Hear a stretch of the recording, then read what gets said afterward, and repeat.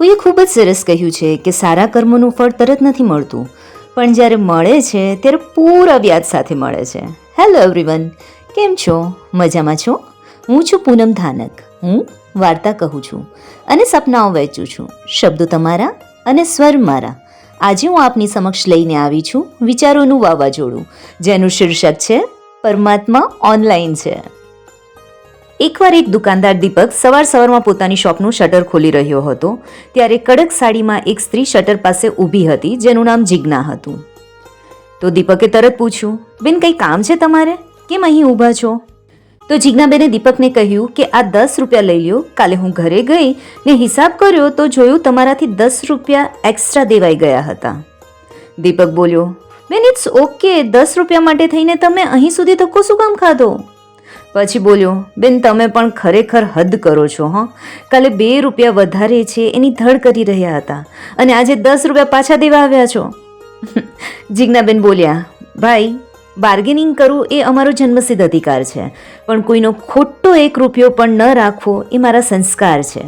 અત્યારે તો મારા પતિ જીવિત નથી, પણ તેઓ જ્યારે જીવતા હતા ત્યાં સુધી મને એક જ વાત સમજાવેલી કે કોઈના હકનો 1 રૂપિયો પણ રાખવો નહીં. ઉપરવાળો બધું જ જુએ છે, તે બધું અંતે આપણા સંતાનોને વેઠવું પડે છે. આટલું કહી જિજ્ઞાબેન 10 રૂપિયા આપી નીકળી ગયા. પણ દીપક તેની વાતો સાંભળી અવાક થઈ ગયો, જાણે એને અંદરથી કંઈક બેચેની થવા લાગી હતી. તે ભાગતો દુકાનમાં ગયો, કાઉન્ટરમાંથી 300 રૂપિયા કાઢી ઉતાવળે બજારમાં એક હોલસેલર પાસે ગયો, જેનું નામ અરવિંદ હતું, જેની પાસેથી દીપક રો મટીરિયલ લેતો હતો. તેની પાસે ગયો અને જઈને કીધું, ભાઈ ગયા અઠવાડિયે માલમાં ઝોલ કરી 300 રૂપિયા એક્સ્ટ્રા લઈ લીધેલા હતા તમારી પાસેથી, પ્લીઝ તમે આ રાખી લ્યો.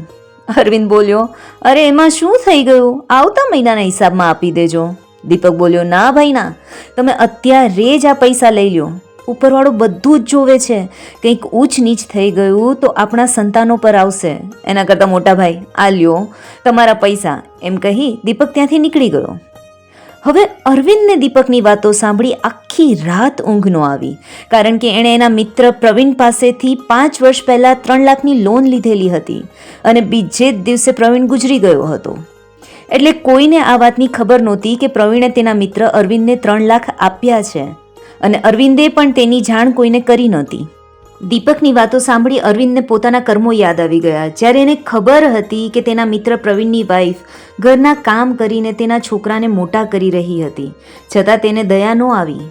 પણ આજે દીપકની વાતો સાંભળી અરવિંદને પોતાની ભૂલ સમજાણી. તે ઝડપથી બેંકમાં ગયો અને 10 લાખ રૂપિયા ઉપાડ્યા અને જઈને પ્રવીણની વાઈફને આપ્યા અને આપતાની સાથે બોલ્યો, ભાભી આ મને પ્રવીણે આપેલા રૂપિયા હતા, જેની મેં કોઈને જાણ નથી કરેલી અને પૈસા દબાવી દીધેલા. અરવિંદ તેમના પગે પડી રડવા લાગ્યો અને બોલ્યો, ભાભી મને માફ કરજો કે મેં આટલા વર્ષો સુધી તમને આ રૂપિયા પાછા ન આપ્યા, એટલે અત્યારે વ્યાજ સાથે આપું છું, પ્લીઝ તમે આ સ્વીકારી લ્યો. પ્રવીણની વાઈફ ઘરના કામ કરીને ગુજરાન ચલાવતી હતી, એટલે તેના માટે આ 10 લાખ બહુ મોટી કિંમત હતી. અને ખબર છે, પ્રવીણની વાઈફ બીજું કોઈ નહીં, ગઈકાલ સવારે 10 રૂપિયા પરત કરવા આવેલ જિજ્ઞાબેન હતી. બસ આટલી જ હતી આ વાત. વાત બહુ નાનકડી છે, પણ સમજાવે છે ઘણું. આ વાત જિજ્ઞાબેનની, દીપકની, અરવિંદની કે પ્રવીણની નથી, તમારી ને મારી છે. આપણે ભેગું કરેલું ભોગવી શકાશે કે કેમ એ તો ખબર નથી, પણ એ ભેગું કરવા માટે જે કર્મ કર્યા છે ને એ તો ભોગવવા જ પડશે, કારણ કે કર્મ ક્યારેય એડ્રેસ ભૂલતું નથી. અને આ કળિયુગના જમાનામાં તો કર્મની કોઈ લાંબી સાયકલ પણ નથી હોતી, કારણ કે પહેલાં ઉપરવાળો ચોપડો લઈને બેસતો હતો, એટલે ન્યાય બીજા જન્મે થતો હતો. પણ હવે કળિયુગના જમાનામાં ઉપરવાળો લેપટોપ લઈને બેસે છે, એટલે આ જમાનામાં જ હિસાબ થઈ જાય છે. માટે કોઈ પણ કર્મ કરો, બસ ધ્યાન એટલું રાખજો કે પરમાત્મા ઓનલાઈન છે. ખરું ને? ચલો રજા લઉં છું. હું છું પૂનમ ધાનક. ફરી મળીશું આવી જ એક નવી વાત અને નવા સપના સાથે.